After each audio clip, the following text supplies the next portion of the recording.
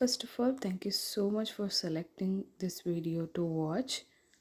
ನೀವು ನಮ್ಮ ಚಾನಲ್ನ ಫಸ್ಟ್ ಟೈಮ್ ನೋಡ್ತಾ ಇದ್ದರೆ ದಯವಿಟ್ಟು ಸಬ್ಸ್ಕ್ರೈಬ್ ಆಗಿ ಇಮಿಡಿಯೇಟ್ ನೋಟಿಫಿಕೇಷನ್ಗಾಗಿ ಬೆಲ್ ಐಕಾನ್ ಪ್ರೆಸ್ ಮಾಡಿ. ಆಲ್ರೆಡಿ ನೀವು ಟೈಟಲಲ್ಲಿ ನೋಡ್ತಿರೋ ಹಾಗೆ ನಾನಿವತ್ತು ಮಾಡ್ತಿರೋದು 4 ಲೇಯರ್ಡ್ ಚೀಸ್ ಕೇಕ್. ಇದನ್ನು ನನ್ನ ಹಸ್ಬೆಂಡ್ ಬರ್ಡೇಗೆ ಟ್ರೈ ಮಾಡಿದ್ದೆ and it came out very delicious.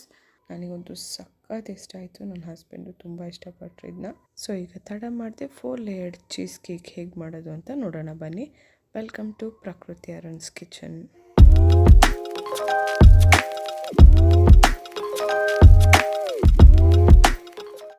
S, let's start the process. ಇವಾಗ ಒಂದು ಮಿಕ್ಸಿ ಜಾರ್ಗೆ ನಾನು 1.5 ಪ್ಯಾಕಷ್ಟು ಡೈಜೆಸ್ಟಿವ್ ಬಿಸ್ಕೆಟ್ ತೊಗೊಂಡಿದ್ದೀನಿ. ನೀವು ಅವೈಲಬಲ್ ಇರೋ ಯಾವ ಬಿಸ್ಕೆಟ್ ಬೇಕಾದ್ರೂ ತೊಗೊಳ್ಬೋದು. ಇದು ನಮ್ಮ ಫಸ್ಟ್ ಲೇಯರ್ ಆಗಿರುತ್ತೆ. ಅದಕ್ಕೆ ಫಸ್ಟು ಇದನ್ನ ನೀಟಾಗಿ ಪುಡಿ ಮಾಡ್ಕೊಳ್ಬೇಕು. ಪುಡಿ ಆಗಿದೆ. ಈಗ ಇದನ್ನು ನಾನು ಡೈರೆಕ್ಟ್ ಸರ್ವಿಂಗ್ ಕಂಟೈನರ್ಗೆ ಹಾಕ್ಕೊತಾ ಇದ್ದೀನಿ. ಇದನ್ನು ಮತ್ತೆ ನೀವು ಇನ್ನೊಂದು ಕಂಟೈನರ್ಗೆ ಟ್ರಾನ್ಸ್ಫರ್ ಮಾಡೋ ಅಗತ್ಯ ಇರಲ್ಲ. ಸೊ ಸರ್ವಿಂಗ್ ಕಂಟೈನರಲ್ಲೇ ಮಾಡ್ತಾಯಿದ್ದೀನಿ. ಇದಕ್ಕೆ ನಾನು ಮೆಲ್ಟಾಗಿರೋ ಮನೆಯಲ್ಲೇ ಮಾಡಿರೋ ಬಟರ್ನ ಮಿಕ್ಸ್ ಮಾಡ್ಕೊತಾ ಇದ್ದೀನಿ. ಬಿಸ್ಕೆಟ್ ಕ್ವಾಂಟಿಟಿ ಬಂದುಬಿಟ್ಟು ನಿಮಗೆ ಯಾವ ಕಂಟೈನರಲ್ಲಿ ಮಾಡ್ತಿದ್ದೀರೋ ಆ ಕಂಟೈನರ್ಗೆ ಅರ್ಧ ಇಂಚಷ್ಟು ಬಂದರೆ ಸಾಕು. ಹೀಗೆ ಚೆನ್ನಾಗಿ ಫೋರ್ಕಲ್ಲಿ ಮಿಕ್ಸ್ ಮಾಡ್ಕೊಳ್ಳಿ ಬಟರ್ ಮತ್ತು ಬಿಸ್ಕೆಟ್ ಪೌಡರ್ನ. ಇದು ಕೈಯಲ್ಲಿ ಕಲಿಸ್ಕೊಂಡ್ರೆ ನಿಮಗೆ ಒಂದು ಉಂಡೆ ಕಟ್ಟೋಷ್ಟು ಕನ್ಸಿಸ್ಟೆನ್ಸಿ ಬಂದರೆ ಸಾಕು. ಇದು ನಮ್ಮ ಫಸ್ಟ್ ಲೇಯರು. ಇದನ್ನು ನೀಟಾಗಿ ನಾವು ಮಿಕ್ಸ್ ಮಾಡಿಕೊಂಡು ಒಂದು ಲೇಯರ್ ನೀಟಾಗಿ ಹರಡಬೇಕು.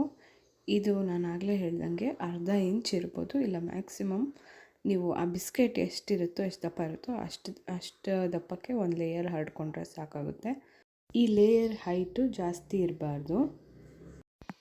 ಹೀಗೆ ಈವನಾಗಿ ಸ್ಪ್ರೆಡ್ ಮಾಡಿಕೊಂಡು ಎಲ್ಲ ಕಡೆ ಒಂದೇ ಹೈಟ್ ಇರೋ ಥರ ನೋಡ್ಕೋಬೇಕು. ನಾನು ಸ್ವಲ್ಪ ಬಿಸ್ಕೆಟ್ ಪೌಡರ್ನ ಹಾಗೆ ಎತ್ತಿಟ್ಕೊಂಡಿದ್ದೀನಿ.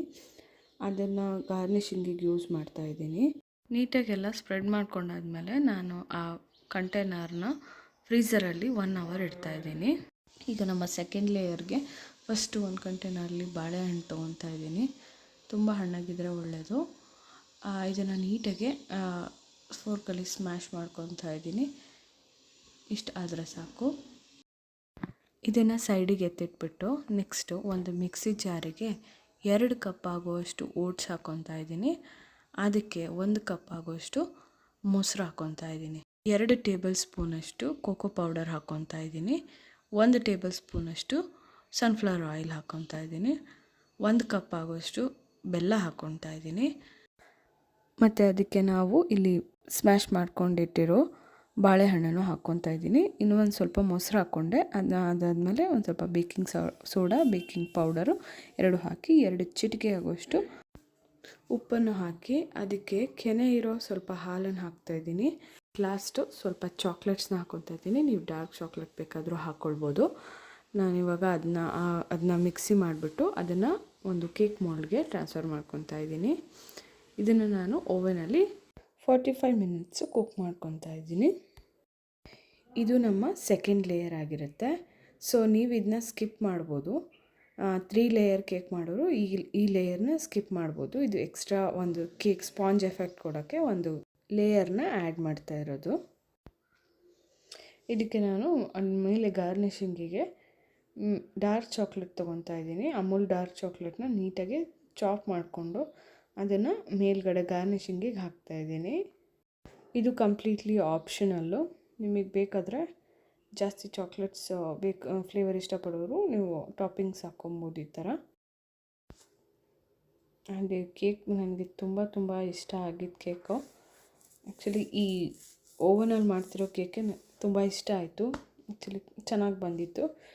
ಇವಾಗ ನಾನು ಇದನ್ನ ಓವನಲ್ಲಿ 45 ಮಿನಿಟ್ಸು ಕೇಕ್ ಆಪ್ಷನ್ ಇಟ್ಬಿಟ್ಟು 45 ಮಿನಿಟ್ಸು ಬೇಕ್ ಮಾಡ್ತಾಯಿದ್ದೀನಿ. ಅದು ಈಗ ಬೇಕಾಗುವಷ್ಟೊತ್ತಿಗೆ ನಾವಿವಾಗ 3rd ಲೇಯರ್ ಪ್ರಿಪೇರ್ ಮಾಡ್ಕೊಳ್ಳೋಣ. ಅದಕ್ಕೆ ನಾನಿವಾಗ ಒಂದು ಮಿಕ್ಸಿ ಜಾರ್ಗೆ 200 ಗ್ರಾಮ್ ಆಗೋಷ್ಟು ಪನ್ನೀರ್ ತೊಗೊಂಡಿದ್ದೀನಿ. ಅದಕ್ಕೆ 200 ಗ್ರಾಮ್ ಆಗುವಷ್ಟು ಮಿಲ್ಕ್ ಮೇಡ್ ತೊಗೊತಾ ಇದ್ದೀನಿ. ಒಂದು ಕಂಪ್ಲೀಟ್ ಪೌಚ್ ಹಾಕ್ಕೊತಾ ಇದ್ದೀನಿ ನಾನು. ಅದಕ್ಕೆ 1 ಕಪ್ ಆಗುವಷ್ಟು ಮೊಸರು ತೊಗೊತಾ ಇದ್ದೀನಿ. ಮತ್ತು ಕಾಫಿ ಪೌಡರ್, ಇದು ಇನ್ಸ್ಟೆಂಟ್ ಕಾಫಿ ಪೌಡರ್ ಸ್ವಲ್ಪ ಹಾಕ್ಕೊತಾ ಇದ್ದೀನಿ. ನೀವು ಡಿಕಾಕ್ಷನ್ ಬೇಕಾದ್ರೂ ಹಾಕ್ಕೊಳ್ಬೋದು. ಇದು ಒಂದು ಕ್ರೀಮ್ ಟೆಕ್ಸ್ಚರ್ ಬರೋಷ್ಟು ರುಬ್ಕೋಬೇಕು ಇದನ್ನ. ಇವಾಗ ನಾವು ನಮ್ಮ ಸೆಕೆಂಡ್ ಲೇಯರ್ ಕೇಕ್ ರೆಡಿ ಆಗಿದೆ. ಇದು ತುಂಬ ಚೆನ್ನಾಗಿ ಬಂದಿತ್ತು. ಆ್ಯಂಡ್ ಇದು ರೆಡಿಯಾಗಿದೆ. ಇದನ್ನು ನಾವು ಒಂದು ಪ್ಲೇಟ್ಗೆ ಟ್ರಾನ್ಸ್ಫರ್ ಮಾಡ್ಕೊಳ್ಳೋಣ. ಅದಕ್ಕೆ ಮುಂಚೆ ನಾನು ಗಾರ್ನಿಷಿಂಗ್ ಹಾಕಿದ ಚಾಕ್ಲೇಟ್ಸ್ ಎಲ್ಲ ಮೆಲ್ಟ್ ಆಗಿದೆ. ಸೊ ಕನ್ಸಿಸ್ಟೆನ್ಸಿ ಚೆಕ್ ಮಾಡಿದೆ. ಸೊ ಇದು ಅಂಟ್ಕೊಂಡಿಲ್ಲ, ಹಾಗಾಗಿ ನಾನು ಇದನ್ನ ಪ್ಲೇಟ್ಗೆ ಟ್ರಾನ್ಸ್ಫರ್ ಮಾಡ್ತಾಯಿದ್ದೀನಿ. ನೀವೇ ನೋಡ್ತಿರ್ಬೋದು ಇದೆಷ್ಟು ನೀಟಾಗಿ ಬೌಲಿಂದ ಆಚೆ ಬಂತು ಅಂತ. It is so tasty. ಈಗ ನಾವು ಫಸ್ಟ್ ಲೇಯರು ಫ್ರೀಝರಲ್ಲಿ ಇಟ್ಟಿದ್ವಲ್ಲ, ಅದನ್ನು ಚೆಕ್ ಮಾಡೋಣ. ಇದು ಈ ಥರ ಗಟ್ಟಿ ಫ್ರೀಝ್ ಆಗೋಗಿದೆ. ಸೊ ಈ ಥರ ಕೆರೆದ್ರೆ ಅದು ನೀಟಾಗಿ ಟೆಕ್ಸ್ಚರ್ ಗೊತ್ತಾಗ್ತದೆ. ಸೊ ಇದ್ರ ಮೇಲೆ ನಾನು ಮಾಡ್ಕೊಂಡಿರೋ ಕೇಕ್ನ ಅದನ್ನ ಅರೇಂಜ್ ಮಾಡ್ತಾಯಿದ್ದೀನಿ. ಅಂದರೆ ಒಂದು ಲೇಯರ್ ಹೈಟ್ ಸೇಮ್ ಆಗಿರಬೇಕಂತ ನಾನು ಈ ಥರ ಕಟ್ ಮಾಡಿಕೊಂಡು ಅರೇಂಜ್ ಮಾಡ್ಕೊತಿರೋದು. ಈ ಕೇಕ್ದು ಒಂದು ಅಡ್ವಾಂಟೇಜ್ ಅಂದರೆ ನೀವು ಫ್ರೀಝರಲ್ಲಿ ಇಟ್ಬಿಟ್ಟು ಯಾವಾಗ ಬೇಕಾದ್ರೂ ತಿನ್ಬೋದು. Like you can store it. ಅದಕ್ಕೆ ನಾನು ಇವಾಗ ಜಾಸ್ತಿ ಕ್ವಾಂಟಿಟಿಲಿ ಮಾಡ್ತಾಯಿದ್ದೀನಿ, so that we can eat it later as well. ಈ ಥರ ನಾನು ಎಲ್ಲ ಕೇಕ್ನ ಹಾಕಿದ್ಮೇಲೆ ಅದನ್ನ ನೀಟಾಗಿ ಸೆಟ್ ಮಾಡ್ಕೊತಾ ಇದ್ದೀನಿ, ಒಂದು ಲೇಯರ್ ಬರೋ ಹಂಗೆ. ಆ್ಯಕ್ಚುಲಿ ನಾನು ಈ ಕೇಕ್ನ ಸೆಕೆಂಡ್ ಟೈಮ್ ಮಾಡ್ತಾ ಇರೋದು. ಸೊ ಫಸ್ಟ್ ಟೈಮ್ ಮಾಡಿದಾಗ ನಾನು 3 ಲೇಯರ್ ಮಾತ್ರ ಮಾಡಿದ್ದೆ. ಸೊ ಅದು ತುಂಬ ಚೆನ್ನಾಗಿ ಬಂದಿತ್ತು. ಬಿಸ್ಕೆಟ್ ಲೇಯರ್ ತುಂಬ ಚೆನ್ನಾಗಿ ಬಂದಿತ್ತು. ಸೊ ಇದು ಸೆಕೆಂಡ್ ಟೈಮ್ ಮಾಡ್ತಿರೋದು. ಸೊ ಹೋಪ್ಫುಲ್ ಇದು ಚೆನ್ನಾಗೇ ಬಂತು. ಸೊ ಫ್ಲಾಪ್ ಆಗಲಿಲ್ಲ. ಇದು ಈಗ ಕರೆಕ್ಟ್ ಹೈಟ್ಗೆ ಸೆಟ್ ಆಗಿದೆ. ಇದು ಸೇಮ್ ನೀವು ಬಿಸ್ಕೆಟ್ ಲೇಯರ್ ಏನು ಇರುತ್ತೋ ಆ ಲೆಂತ್ಗೆ ನೀವು ಮಾಡ್ಕೋಬೋದು ಅದು ಕೇಕ್ ಲೇಯರ್ನು. ಸೊ ಇವಾಗ ನಾವು ಕ್ರೀಮಿ ಲೇಯರ್ ಹಾಕೋಣ. 3rd ಲೇಯರು ಇದನ್ನು ಈ ಥರ ನೀಟಾಗಿ ಸ್ಪ್ರೆಡ್ ಮಾಡ್ಕೊಳ್ಳಿ. ಈವನಾಗಿ ಸ್ಪ್ರೆಡ್ ಆಗುತ್ತೆ. ಬಿಕಾಸ್ ನಾವು ಸೆಕೆಂಡ್ ಲೇಯರ್ನ ನೀಟಾಗಿ ಈವನಾಗಿ ಸ್ಪ್ರೆಡ್ ಮಾಡಿರೋದ್ರಿಂದ 3rd ಲೇಯರ್ ನೀಟಾಗಿ ಈವನಾಗಿ ಸ್ಪ್ರೆಡ್ ಆಗುತ್ತೆ. ಸೊ ನಿಮಗೆ ಇದಕ್ಕೆ ಬೇಕಾದ್ರೆ ಚೊಕೋ ಚಿಪ್ಸ್ನೂ ಹಾಕ್ಕೊಳ್ಬೋದು. ನಾನಿಲ್ಲಿ ಹಾಕ್ಕೊಂಡಿಲ್ಲ. But the creamy layer was too tasty. Coffee flavours ತುಂಬ ಚೆನ್ನಾಗಿ ಬರ್ತಾಯಿತ್ತು. ಇದನ್ನು ನೀಟಾಗಿ ಹೀಗೆ ಸ್ಪ್ರೆಡ್ ಮಾಡಿದ್ಮೇಲೆ ಫ್ರೀಝರಲ್ಲಿ 4 hours ಇಡಬೇಕು. ಅಷ್ಟರಲ್ಲಿ ನಾವು 4th ಲೇಯರ್ ರೆಡಿ ಮಾಡೋಣ. ಅದಕ್ಕೆ ಬೇಕಾಗಿರೋದು ನಾನು ಯೂಸ್ ಮಾಡ್ತಿರೋದು ಅಮೂಲ್ ಡಾರ್ಕ್ ಚಾಕ್ಲೇಟು ಮತ್ತು ಇನ್ನೊಂದು ಸ್ಮಾಲ್ ಚಾಕ್ಲೇಟ್ಸ್ ಬರುತ್ತೆ ಬಾಕ್ಸಲ್ಲಿ, ಇದು ಯೂಸ್ ಮಾಡ್ತಾಯಿದ್ದೀನಿ. ಎರಡನ್ನೂ ಒಂದು ಗ್ಲಾಸ್ ಜಾರ್ಗೆ ಹಾಕ್ಕೊಂಡು ಅದನ್ನು ಡಬಲ್ ಹೀಟಿಂಗ್ ಮೆಥಡಲ್ಲಿ ನೀವು ಬಿಸಿ ಮಾಡ್ಕೊಳ್ಬೇಕು, ಮೆಲ್ಟ್ ಮಾಡ್ಕೊಳ್ಬೇಕು ಇದನ್ನ.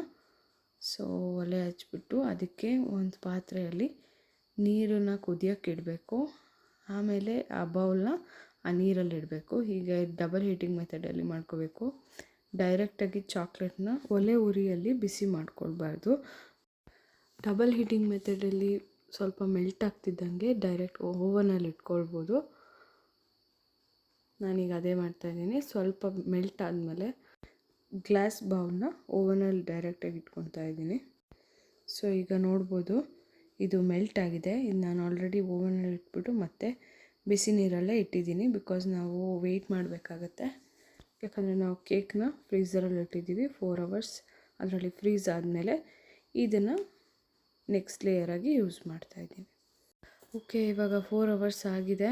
ಮತ್ತೆ ಒಂದು ಸತಿ ಚಾಕ್ಲೇಟ್ನ ಬಿಸಿ ಮಾಡ್ಕೊತಾ ಇದ್ದೀನಿ. ಈಗ ಸೆಟ್ ಆಗಿರೋ ಕೇಕ್ ಮೇಲೆ ಇದನ್ನು ಚಾಕ್ಲೇಟ್ ಲೇಯರ್ನ ಫೈನಲ್ ಲೇಯರ್ನ ಸ್ಪ್ರೆಡ್ ಮಾಡ್ತಾಯಿದ್ದೀನಿ. It looks so delicious and it was so tasty. And coffee flavour ಮಾತ್ರ ತುಂಬ ಚೆನ್ನಾಗಿ ಬಂದಿತ್ತು. ಆ ಲೇಯರ್ನಲ್ಲಿ ಕಾಫಿ ಪೌಡರ್ ಹಾಕೋದನ್ನ ಮಿಸ್ ಮಾಡಬೇಡಿ ನೀವು. ಬಿಕಾಸ್ ಕಾಫಿ ಫ್ಲೇವರ್ಗೂ ಚಾಕ್ಲೇಟ್ ಫ್ಲೇವರ್ಗೂ ತುಂಬ ಒಳ್ಳೆ ಮ್ಯಾಚ್ ಇರುತ್ತೆ. ಸೊ ನಾನಿವಾಗ ನೀಟಾಗಿ ಸ್ಪ್ರೆಡ್ ಮಾಡ್ಕೊತಾ ಇದ್ದೀನಿ. ಇದ್ರ ಮೇಲೆ ನಿಮಗಿಷ್ಟ ಬರೋ ಸ್ಪ್ರಿಂಕಲ್ಸ್ ಹಾಕ್ಬೋದು, ಡ್ರೈ ಫ್ರೂಟ್ಸ್ ಹಾಕ್ಬೋದು, ನಿಮಗಿಷ್ಟ ಬರೋ ರೀತಿ ನೀವು ಡೆಕೋರೇಟ್ ಮಾಡ್ಬೋದು. ಓಕೆ, ಇವಾಗ ನಾನು ಇದನ್ನ ಫ್ರೀಝರಲ್ಲಿ 1 hour ಇಡ್ತಾಯಿದ್ದೀನಿ. ಕಂಪ್ಲೀಟ್ ಡೇ ತೊಗೊಂಡಿದ್ದೀನಿ ಇಡೀ ಕೇಕ್ ಮಾಡೋಕ್ಕೆ. But it is worthy because I am making this for a birthday and it would be memorable for him and me too. ಇವಾಗ ನಾನು ಇದಕ್ಕೆ ಸ್ಪ್ರಿಂಕಲ್ಸ್ ಆ್ಯಡ್ ಮಾಡ್ತಾಯಿದ್ದೀನಿ ಮೇಲ್ಗಡೆ ಗಾರ್ನಿಷಿಂಗಿಗೆ. ಆ್ಯಂಡ್ ಆವಾಗಲೇ ಉಳಿಸ್ಕೊಂಡಿರೋ ಬಿಸ್ಕೆಟ್ ಪೌಡರ್ನ ನಾನಿವಾಗ ಗಾರ್ನಿಷಿಂಗಿಗೆ ಯೂಸ್ ಮಾಡ್ತಾಯಿದ್ದೀನಿ. ಸೊ ಗೈಸ್, ನೀವು ಇದನ್ನ ಡೆಫಿನೆಟ್ಲಿ ಟ್ರೈ ಮಾಡಿ ಹೇಗೆ ಬಂತು ಅಂತ ನೀವು ಕಮೆಂಟ್ ಮಾಡಿ ತಿಳಿಸಿ. ಆ್ಯಂಡ್ ಇಫ್ ರಿಕ್ವೈರ್ಡ್ ನೀವು ಸ್ಮಾಲ್ ಕ್ವಾಂಟಿಟಿಲೂ ಟ್ರೈ ಮಾಡಿಬಿಟ್ಟು ಆಮೇಲೆ ಜಾಸ್ತಿ ಮಾಡ್ಬೋದು. So this is all about our 4-layered cheesecake for my husband's birthday, and it was very very tasty. Honestly guys, ಇದು ಸಖತ್ ಟೇಸ್ಟ್ ಆಗಿತ್ತು. Okay, let's start the celebration. ಹೀಗೆ ಸಿಂಪಲ್ಲಾಗಿ ಒಂದು ಡೆಕೋರೇಷನ್ ಮಾಡಿದ್ದೆ ಇಬ್ರಿಗೂ, ಯಾಕಂದರೆ ನನ್ನ ಮಗಳು ಕೂಡ ಇವತ್ತು ಅವಳು 6th ಮಂತ್ ಸ್ಟಾರ್ಟ್ ಮಾಡ್ತಿದ್ದಾಳೆ. ಸೊ ಹಾಗಾಗಿ ಒಂದು ಕೇಕ್ ಮಾಡೋಣ ಅಂತ ಮಾಡಿ ಇವತ್ತು ಕಟ್ ಮಾಡ್ತಾ ಇದ್ದೀವಿ. ಸೊ ನಾನಿಲ್ಲಿ ಒಂದು ಮಿಸ್ಟೇಕ್ ಮಾಡಿದೆ, ಅದನ್ನು ನೀವು ಮಾಡಿಬಿಡಿ. ಕೇಕ್ನ ಡೈರೆಕ್ಟಾಗಿ ನಾನು ಫ್ರೀಝರಿಂದ ತೆಗೆದುಬಿಟ್ಟು ಟೇಬಲ್ ಮೇಲೆ ಇಟ್ಬಿಟ್ಟೆ. ಸೊ ಅವಾಗ ಏನಾಗುತ್ತೆ, ಬಿಸ್ಕೆಟ್ ಲೇಯರ್ ಕಟ್ ಆಗೋದು ತುಂಬ ಕಷ್ಟ ಆಗುತ್ತೆ. ಸೊ 5-10 ನಿಮಿಷ ನೀವು ಹೊರಗಡೆ ಇಟ್ಕೊಂಡು ಆಮೇಲೆ ನೀವು ಕಟ್ ಮಾಡಿಕೊಂಡು ಸರ್ವ್ ಮಾಡಿ. ನೀವು ಡೆಫಿನೆಟಾಗಿ ಈ ಕೇಕ್ನ ಟ್ರೈ ಮಾಡಿ ಹೇಗೆ ಬಂತು ಅಂತ ಕಮೆಂಟ್ ಮಾಡಿ ತಿಳಿಸಿ. Thank you so much.